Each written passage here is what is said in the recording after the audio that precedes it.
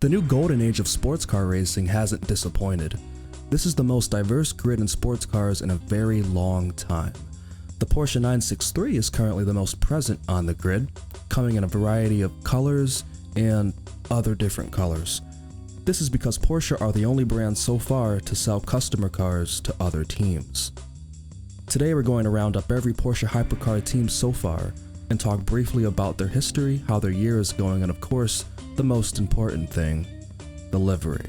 At the end of the video, you'll at least know my take on which team did the 963 the most justice, and will hopefully be able to form your own opinion along the way. After Roger Penske retired from racing cars, he became a team owner in the late 1960s, and thus Penske Racing was born.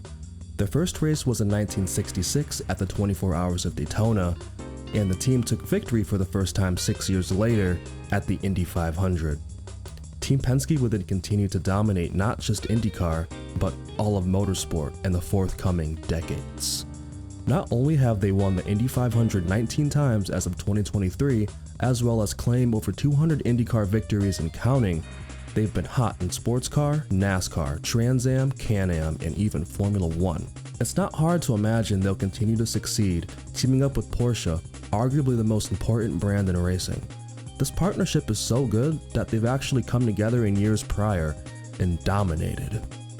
Porsche Penske existed 15 years ago. This is the RS Spyder. This car raced in LMP2. LMP2 cars are slower than LMP1 cars. However, it was so fast that it would battle with the LMP1 cars for overall victories. Imagine a car so dominant that the rules had to be modified to stop them from humiliating the top class over and over again. That was their story. Altogether, Team Penske has earned over 500 victories and over 40 championships in all of auto racing. They are one of the most successful sporting organizations in history, and even in their first year of hypercar, the number 6963 is third in the IMSA championship. How's the livery though?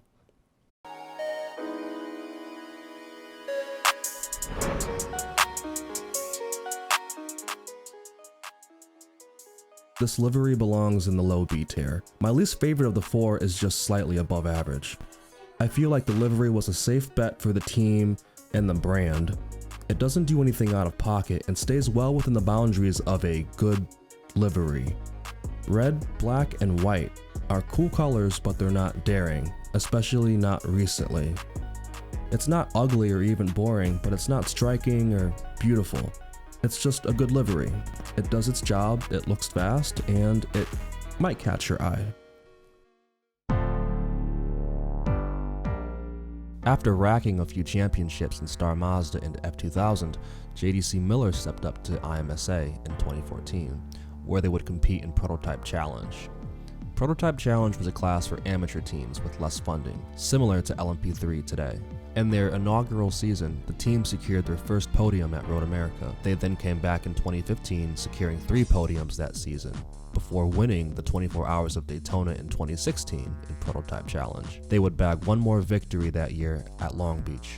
In 2017, they'd step up to the top class of the IMSA Sports Car Championship, which consisted of a mix of DPI and LMP2. In the following 2 years, JDC Miller had bagged the occasional podium and one win in the Oreca 07. From 2019 until the hypercar era, the team would then run the Cadillac DPI alongside Mustang Sampling Racing.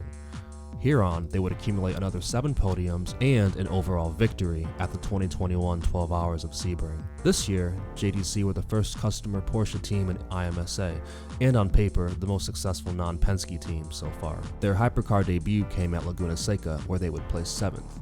They would then go on to place 4th at Watkins Glen and 4th again at Mosport. It's not hard to appreciate the livery of the JDC Porsche. It's simple, sure, but it's eye-catching. The decals don't make a mess and it isn't too busy. The grid this year has a swaggering, confident, and distinguished competitor. It's not that bright colors are uncommon on the grid, but it's rare when they aren't clouded with other shapes and lettering. It's not perfect, it is just a solid color after all, but it definitely deserves to be put in A tier.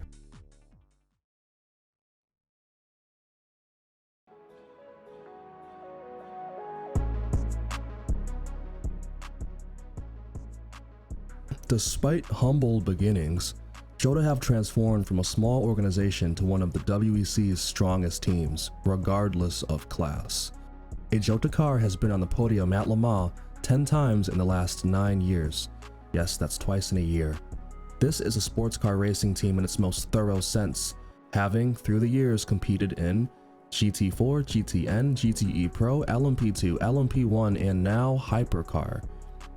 In their formative years, engineering student Sam Hignett and racing driver John Stack would dip their feet in entry-level touring cars, competing in the 24 Hours of Nürburgring and the 24 Hours of Spa and the Clio V6 Trophy. Eventually, they jumped to the FIA Sports Car Championship, and from here, they began to take off. In 2003, they placed second in class and third place the following year. At the time, they had a hay barn for their garage. They'd go to enjoy such milestones like 5th in LMP1 in the 24 Hours of Le Mans, a second place overall at the Petit Le Mans, a class win at the Spa 24, another class win at Spa but now in LMP2, and winning the 24 Hours of Le Mans 3 times in LMP2. This all brings us to 2023, where JOTA will arrive in the top class again after 15 years. They showed pace at this year's Le Mans, even leaving the race for an hour, 8 weeks after their car had been delivered. Unfortunately, we know how that ends.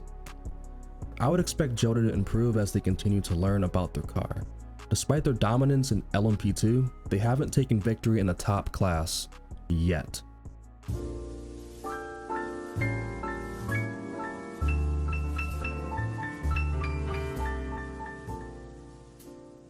JOTA Sport partnered up with Singer Vehicle Design for this livery. The gold is a classy choice. The blood red contrasts the gold pretty nicely, like war paint. The gold Singer signature on top of the black shark fin was really well executed. The decals are sparse and they're tasteful looking, except for one glaring problem. That big ass Hertz logo knocks it down a bit for me. I'm not sure why, but it looks like a NASCAR style logo. It feels out of place and it takes up the majority of the side profile. You can't look at it without thinking, I'm gonna rent a car. Like, imagine replacing the white background here with more gold, abandoning the yellow below the Hertz logo, and downsizing the font by about 20%, and now we can talk. But for now, this is gonna stay in A tier.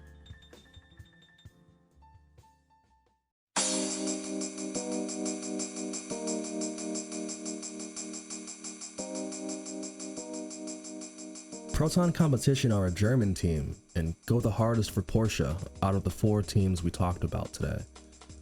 Like, they're a team that, to my knowledge, only works on and races Porsche cars, kind of like AF Corse only run Ferrari. They've had some good success in the FIA, their hottest streak happening in GTE AM. Here, they've won the 2018 24 Hours of Le Mans and would have gone on to win that championship but got disqualified in Japan. They'd go on for several more podiums at Spa, another one at Le Mans, and Bahrain in the following years. They're a consistent team. They've hung out in the sport for a while, and they probably will for years to come. They qualified second to last, but ran as high as 5th, around the 3-hour mark. Here, they could have been the most successful debut out of our 4 teams today, but they lost power with 2 hours left and placed dead last. Proton are the only other team besides Penske that will compete in both IMSA and the WEC. When Proton first revealed the car, I thought it was pretty basic. After all, it's not groundbreaking or classic or even that unique. It doesn't do anything crazy, but it grew on me.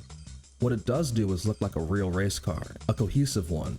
The livery is retro and doesn't hide the natural beauty of the car. The livery is resemblant of older liveries like the 911 GT1. The red and blue trail across the car like air in a wind tunnel. The white is solid, bright, and optimistic. There's nothing obstructing the flow or any single thing drawing too much attention to itself. That said, it's not just a solid color either. So yeah, in my opinion, Proton has done the most justice to the 963. This livery is awesome, and it's definitely an S tier livery.